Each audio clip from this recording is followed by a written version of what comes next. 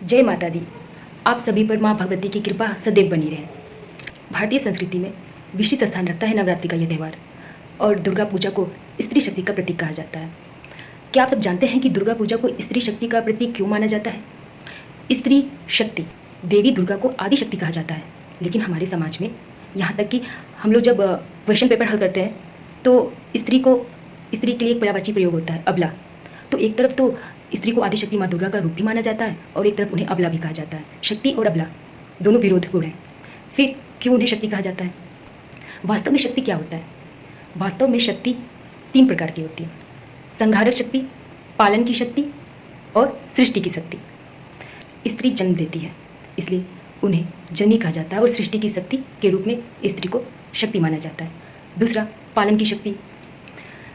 स्तनपान के द्वारा शिशु को पालन पोषण स्त्री करती है, इसलिए पोषणकर्ता के रूप में शक्ति स्त्री को माना जाता है। और तीसरी, संहार की शक्ति। तो एक मनुष्य का विनाश संहार कब होता है? मनुष्य का संहार, मनुष्य का विनाश उसके स्वयं के क्रोध, ईर्ष्या और दुर्बुद्धि के कारण होता है। दुर्बुद्धि को दूर करने, सद्बुद्धि देने के लिए शिक्षक की, गुरु की जरूरत पड़ती है। और एक बच्चे की प्रथम शिक्षिका के रूप में, गुरु के रूप में स्त्री उसे वो सद्बुद्धि देती है, संस्कार देती है, इसलिए स्त्री को बच्चे की प्रथम शिक्षिका माना जाता है। और इस प्रकार से तीनों शक्तियाँ, संहार, पालन और सृष्टि, तीनों की शक्तियाँ स्त्री हुई, इसलिए स्त्री को माँ दुर्गा, देवी दुर्गा, आदि शक्ति के रूप में माना जाता है। इस प्रकार हम देखते हैं कि दुर्गा स्त्री के सभी रूपों को और उनकी सामाजिक महत्व, उनकी सामाजिक जो भूमिका है उसके निर्वहन को प्रदर्शित करती है। इसलिए कहा जाता है कि दुर्गा आदिशक्ति, दुर्गा पूजा स्त्री शक्ति का प्रतीक है।